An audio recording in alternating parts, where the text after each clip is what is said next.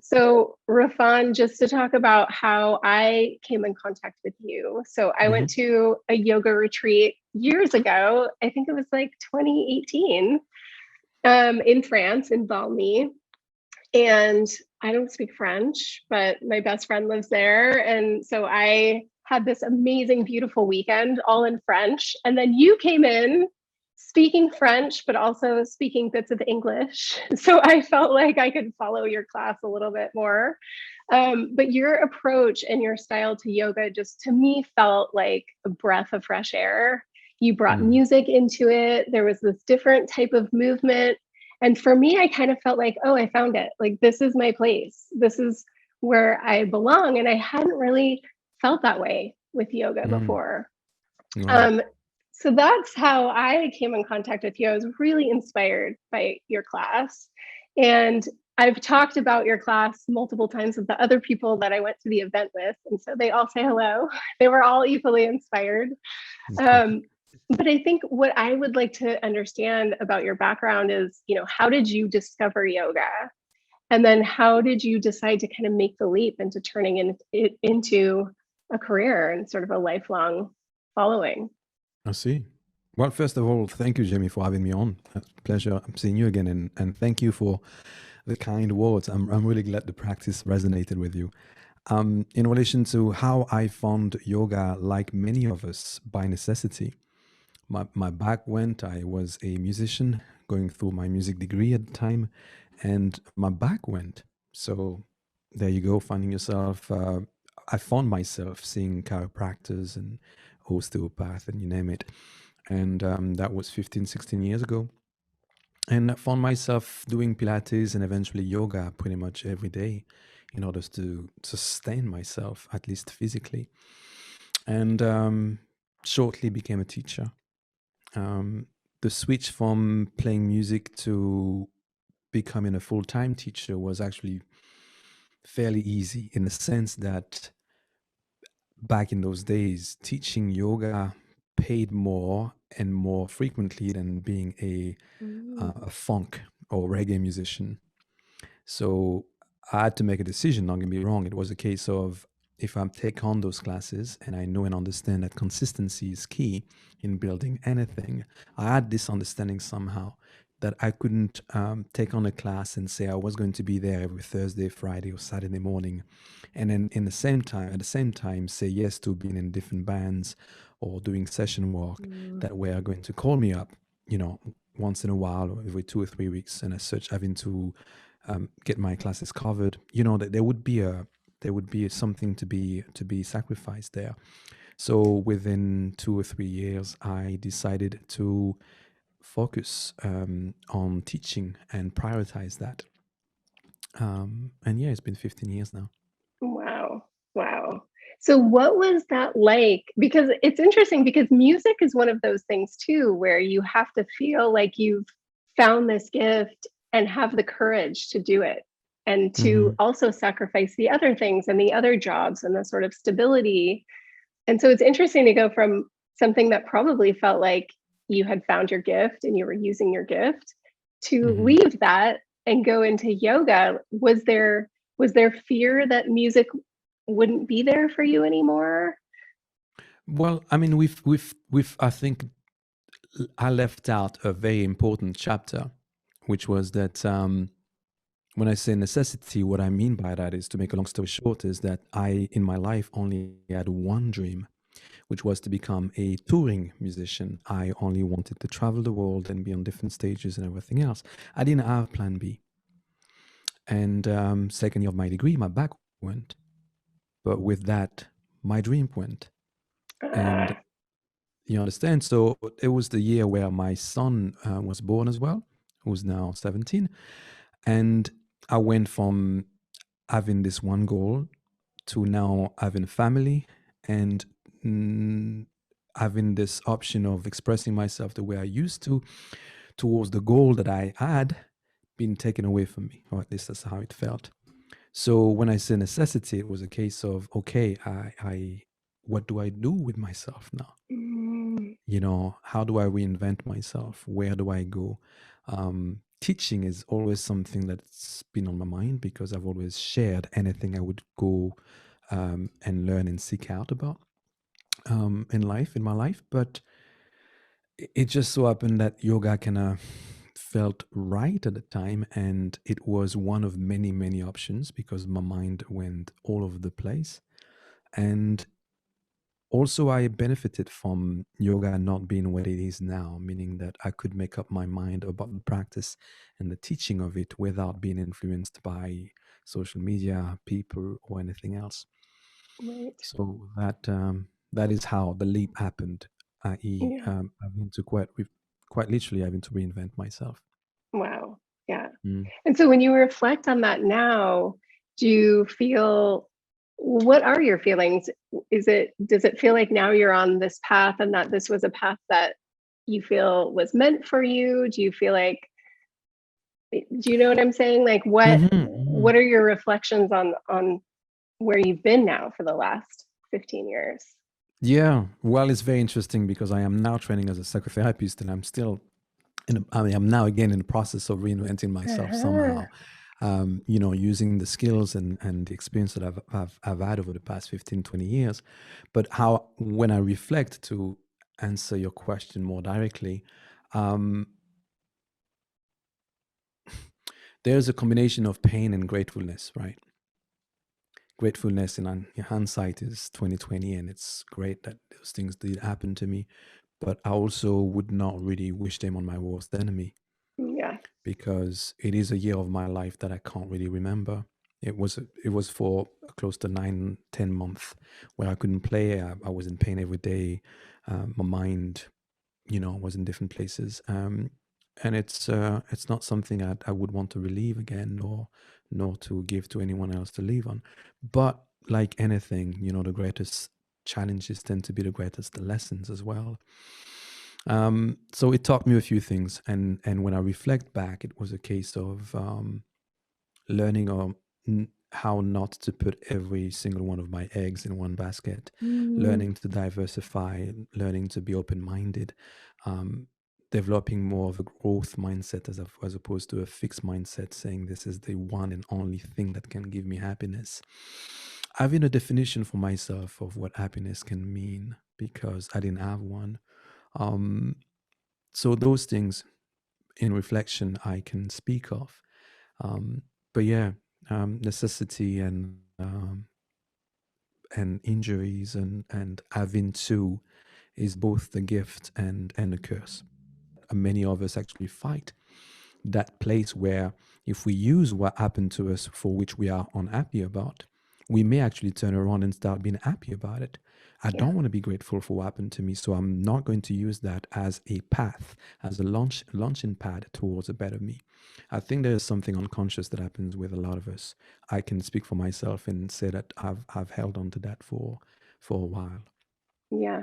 Yeah, it's so true. I think a lot about, I've had grief, a lot of grief in my life, a lot of loss. And when I think Hmm. about grief, it's also one of those things that it's easy to just hold on to and not use it as a launching pad also. Yeah, But when I yeah. think about being in the depths of grief, it's one of the most productive emotions. Hmm. It's an emotion that I don't wish on anyone, but when you have to face it, it it's busy. It like It is. really works at you and you don't want it. I feel like most people in their whole life avoid having to feel that feeling in particular, that we Hmm. do everything we can to avoid it. But once you're in it, it's just so productive. It really is. Like that's the only word I can use to describe grief because Yeah, it makes us work, but it's productive work. It feels sure. useful. Hmm. Yeah. I agree. Yeah, interesting. So now in this place that where you have some gratefulness towards your experiences, how are you using that to teach people in a different way? What are the lessons that you're bringing to people? How are you fueling your teaching from that place? Mm, that's a good question. Um, in quite a few ways, but I'm thinking of one in particular, which is in relation to vocabulary. And what I mean by that is that in order to reinvent yourself or to change or I should say augment your story, you have got to improve on the vocabulary that you use in order to tell your story. So I am a fan of saying and of teaching and of sharing with whoever wants to listen to me that wanting to change your story is the beginning, but developing the vocabulary to tell this new story or this old story differently is where it's at. Number two, in terms of what I was thinking in relation to your question, which was to have mentors, either direct or indirect mentors, people to look up to, goals to have, places that you want to reach, sorry, and that you can then really and honestly look at your goals and say, how do I get there? And then act in congruence with that. So either the feedback is direct, if you're lucky enough to have teachers, mentors, coaches, therapists who can tell you, this is what I'm seeing, this is what I'm hearing, and or finding ways for yourself to record yourself, to pay attention to how people react to what you say and what you do when you do and say those things that you do, and to be as blunt and honest with yourself about, I am trying to cultivate this, but what I do and say cultivate that. And if the issue is always appearing when I'm doing this, then perhaps I should take responsibility. Perhaps it is not in the people in front of me not getting me, it is me not expressing myself the way I really ought to in order to contribute to the situation or to cultivate what I really want to cultivate. And it's not an easy task, right? I know for myself that I remember a book by Dale Carnegie, the book How to Win and Friends and Influence People. And I really disliked this book. I really disliked it because I'm French. I'm from Paris in particular. We like confrontation. It's like I'm wired for this. And this book is telling me basically to give people compliments before I tell them what to change and then give them another compliment. You know, that little shit The sandwich. sandwich. Yeah. Yeah. And I really, really disliked it. I like, no, I want people to be adults. I don't want to be in my head. That was the argument. And then I went to work with children, and I somehow consciously and unconsciously started to put the theory to practice. And I could see that people were responding differently to me. And up to now, I still don't like this book, but it is like a Bible because it does work. And again, people don't hear negation. And I was very, very quick to point out where people were messing up to my students, where they were, see if I can swear, fucking up. And to change that, find the good, find the positive, impress the fact that the effort needs to be acknowledged first, as Yeah. opposed to just go, you got this one wrong. That's not what I meant.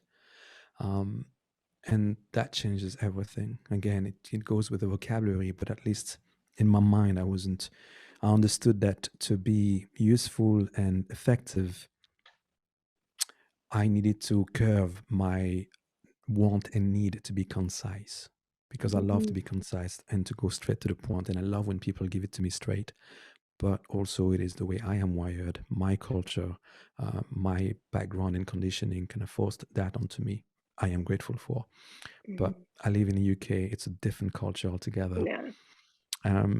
And we got to do what works in order to get to where we want to be. Right. And that is exactly the work. That's part of the work. Mentors, feedback somehow. Yeah. Um, Yeah. That's I so think coaches interesting. and everything are very useful for that.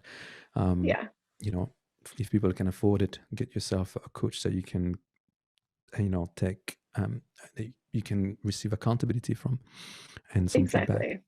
Yeah. Yeah. It's interesting because I've had to work on the opposite thing in my work, because I came from this very hard, very ego driven world, the world of Mm-hmm. advertising. And I was a woman in that world, which was Mm-hmm. also, a different sort of place to be. And so I leaned really hard into my nurturing, Mm-hmm. encouraging, all the Mm-hmm. things that world did not provide. I Mm-hmm. wanted to give that to my people, to my teams, and be that encouraging voice. And then I moved to the Netherlands, which is like direct and straight and to the point. Yeah. And I worked for a Dutch company right when I landed there. Mm-hmm. And it was a blow. It was a major Mm. blow, but it also, in the same way that you learned that culture from a different perspective, I had to Yeah. learn how to be more concise, how to Yeah. be more direct, how to make sure that I was incorporating that level of feedback to my clients Yeah. as a coach, because I couldn't only encourage and pat them on the back. I needed to Mm-hmm. be a reflection to them of the Mm-hmm. things that other people weren't saying in a kind way, in Yeah. my own, natural way. But it's interesting because I had the complete opposite Yeah. reflection of like, I had to really learn that direct, concise communication to be effective To in be, my yeah, work. So it's a balance. It's a it's a real beautiful balance. challenge. Yeah. Yeah. Here, I think both of us developed what I call the range. And first of all, I'll tell you that I train teachers, mostly women, mostly female teachers. And interestingly enough, I teach that most of them need to, in my eyes, I basically coach them in not being mommy Yeah. anymore. Yeah. So it's a very female trait to start with. But the range that I'm referring to is also appreciating that there is that tough, direct, concise, and there's the nurturing aspect. One could say male to female ratio, which I quite like the symbolism of that. And it's not about staying on one side of the range. It's really about developing that entirety, that spectrum of expression that you can have, so that even when you're nurturing, there is something inside of you that makes people feel and understand that you could easily slide it to the other side. And whilst you're being tough and concise and direct, there's also something within you that makes people feel and sense and understand that there's a nurturing side to you. And I think that the better you develop that range, like an actor who's capable of going dramatic and comedic, to soft and gentle, or you know what I mean, to just have that range. And the more, as people, as coaches, as teachers and trainers, but especially as people, I would say, developing that range and finding comfort in as much of that spectrum as we can, for ourselves and for others, is the best thing you can do, so that we can travel, from one city to another, from one country to another, from one person to another, from a client to another, and somehow gauge where you need to be on that range, on that spectrum, for them to benefit from your presence to Yeah, the maximum. 100%. Oh, I love that. 100%. Definitely. Because I think, again, like my environment was what pushed me to lean in one Hmm. direction. And Hmm. now when I'm working with individuals, I can find the balance between that range, but I had to lean so hard on one side because what I saw around me was not that. And I knew that's what people needed. And I Yeah. think that my instinct was right. I mean, I think people gravitated towards working with me because I wasn't the normal kind of manager, or I was running a business. I ran Hmm. an office in Amsterdam for an American company, and I think I people see. there were like, oh, this is a boss that isn't like the normal boss that we would have in this industry and in this environment, because I leaned really hard in that Mm. direction. But again, just being in the Netherlands, I had to learn to find that other place. Yeah. But I like the idea of just finding an individual and understanding where on the spectrum they need you to show up for them. That's a That's really it. beautiful kind of metaphor for that, Hmm. because it's true. Everyone needs something different, and we're trying to provide that for them. And it reminds me of something that, I don't know if you've read Julia Cameron's book, The Artist's Way, Hmm. but she talks about people being her believing mirrors, I see. that she needs some people to provide really, very strict, helpful feedback. But also, you need people to encourage your art and to encourage your work and to be those people who will believe in you no matter what. Sure. And so I'm curious, who are your believing mirrors? Do you have people like that in your life that help you believe in yourself and believe that you're capable of doing the next augmentation and the next Hmm. reinvention? Yeah, well, I do. I'm lucky enough. The first person that comes to mind is my wife, simply because today is our 20th anniversary. Oh, She's in Turkey this morning, for 10 days walking over there. But we were Skyping, or sorry, WhatsApping, chatting about that this morning. Just going 20 years of putting Wow. up with each other, but also supporting one another and being there when the going gets rough, but also providing feedback and intelligent, um, you know, full of love and compassion and belief in each other's potential.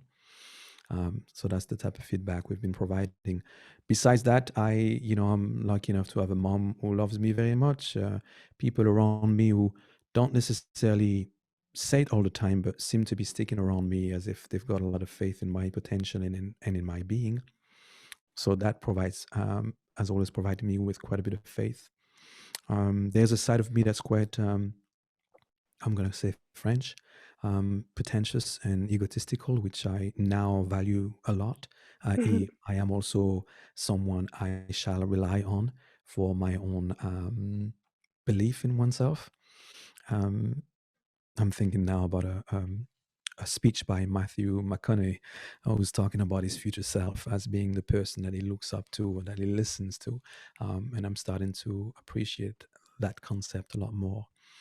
And yeah, the sources of inspiration, the people that I look up to. On my wall, I've got John Coltrane here and Nina Simone and Miles Davis. I like jazz and jazz and musicians in particular for their commitment and their sense of artistry and their dedication to their art form, and that really inspires me. I imagine John Coltrane to be of a certain way from what I read from and of him, from the people about, and I'm sometimes ask myself, like, how would he react to me if we were sitting in the same room right now on my sofa? What type of reaction would I get from this guy? I want to build myself to a place where someone like John Coltrane would listen to me, speak about my own art form, and be able to say, "Yes, young brother, I understand where you are. I see and sense where you're off to." You know what I mean? Yeah. Yes. Total projections. We need a bit of madness in order to get to our dreams. But from time to time, I use that.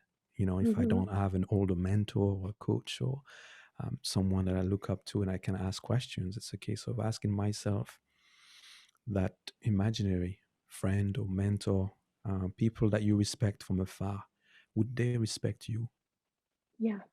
And if you don't feel they would respect you, then start working towards building the capacity and the skills and the abilities to become someone that they would actually respect. Yeah. Yeah. That's amazing. That's a great way to reflect Mm. on that. So last question for you. When you go into this next phase, what are you most afraid of? What do you feel like you're holding back? What's that piece of you that you feel like, okay, I have this like genius thing, but I'm Mhm. afraid to put it out into the world. I don't know how people will react to it. Like, what's the most fearful thing that you're holding back right now? Oh, Jamie, you don't know what this question means because only yesterday I've decided to publish a book of poetry I've been writing for the past, I don't know, 15, 20 years.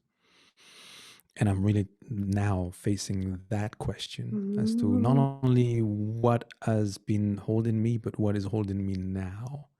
So it's very, very fresh and very, very raw where you're pressing on mm, right now.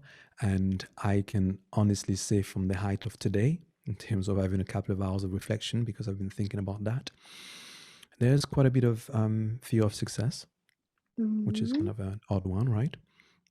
And um, I benefit from not really fearing judgment that much, but fear of success is one. Fear of not being able to live up to my own potential, because once you put something out there, you have to follow it up with something else, I believe, what at least I mm, feel, I sense.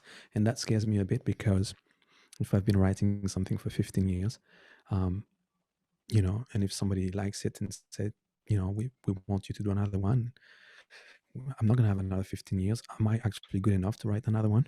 So I'm mm, projecting mm, future pacing way too much. So those are two of the main obstacles that I'm now facing, mhm. really.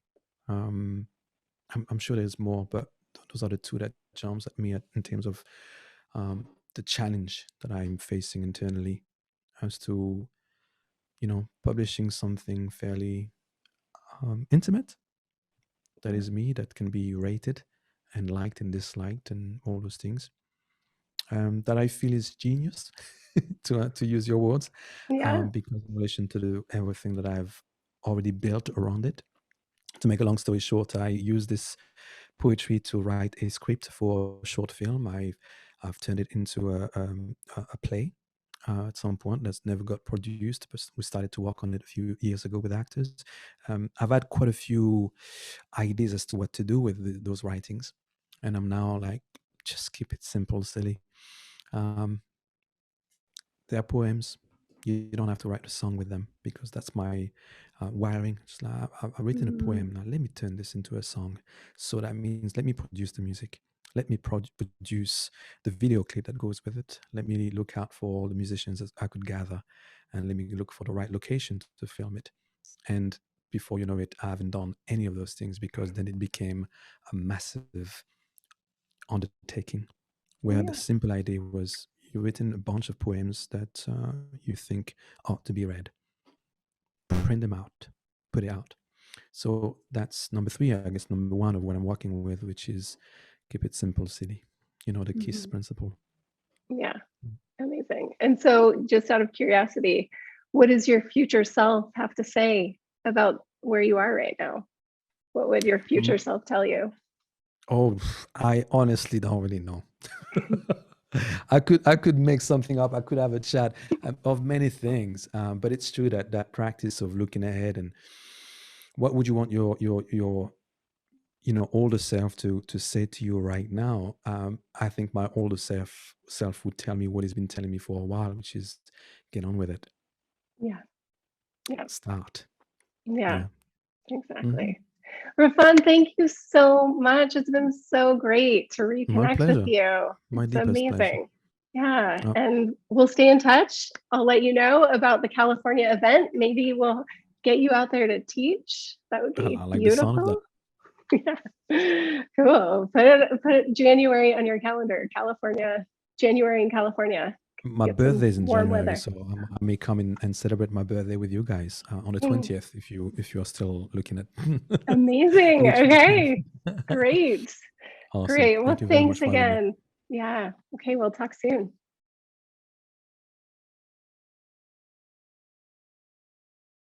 With Rafan too, it's clear that he's on a new path now, right? He's done something and done it successfully and sort of brought it to this place where now he's teaching other people how to do his work, which I feel like is that next level up of like, I want this work to stay going into the world, so I'm going to train people to do it. But now I'm on this new path. And that is what's really interesting to me. It's like, okay, now what happens? And so by doing this commentary, we're kind of like, it's not that we're trying to talk about people behind their backs, but we're trying to crack open as coaches, like people's stories, because we all have stories and they're not all true. They're just stories we've been saying for a long time. So I think it's interesting to show people that you can look at these stories also from an external perspective to see where that fear is sitting inside of the story. So that's what we want to get to, because that's where the magic is. The magic is with the fear. Totally. And the old stories, right? And uncovering them and cracking them open and looking at them, because it's so funny. It's probably the same story that was at the other, right, where you're talking about where you were successful. You probably had the same stories at the beginning there that you're now having again. So they just keep reappearing when we stretch ourselves. And I think it's so fun to talk to these people that have stretched themselves, and you can see how they just keep stretching themselves, right? And it's like, it's so funny. The first stretch might be like so uncomfortable, but then it's just like all the other things in coaching where it's like there's a familiar uncomfortable feeling that then flips when you really look at it, and it becomes it's too uncomfortable to have that feeling, and it's no longer the comfortable feeling of being uncomfortable, right? And so now you have this feeling of like, no, being that is uncomfortable now. And now stretching is my comfort. And so when I start to shrink, I feel uncomfortable. When I'm Yes. not soaring, when I'm not using my magic, all of a sudden I'm not comfortable. And so when your magic starts to feel like, okay, I've done it, what now?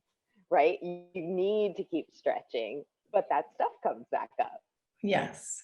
And you said this earlier too, like there's this is fun. And then there's also this makes me want to throw up. And I think it's an interesting balance of like that discomfort. But I think that just there's a discomfort in growth, and there's also a discomfort in letting go of things. And in that letting go and letting ourselves sort of expand, there is this feeling of like, oh, I want to throw up because I have to step out of this place that has been surrounding me like a warm blanket. And so it's this thing of like, it doesn't always feel fun right at the start because it feels like you have to let go of something to get there. But I mean, I'm just trying to say, like, there is a fun element where if you think about it and it feels stressful and heavy, that's the thing you probably should step out of. Right. I agree. And I feel like I feel like there's a letting go. And we can talk about this more another time, but the letting go is like twofold, right? There's a part of it that feels really freeing, and there is a part of it that feels like you're letting go of some safety, right? And so it feels amazing, and it also feels a little bit like throwing up, right? Like you're nervous and like that. And so we always joke about how like, okay, I think it's the right thing. A little bit feel like throwing up, and I'm a little bit excited about it, right? Like, because I know that means I'm stretching. You know, I was so happy to have Raphan on. And what I also love is that as we break these things down, I think it would be fun to like have another conversation with these people and be able to kind of I talk felt to the same them way. I was about just like, gonna say that to you, like I want to see what happened after and see what seeds yes. were planted and what happened from the talk. I totally agree. I was like, wait, I want to now know what came from it. Yes. Yeah. So it would be fun to kind of follow up with people and see like, okay, now you're your future self. So what's happening now? Yeah, I Yeah. love that idea. Yeah. Cool.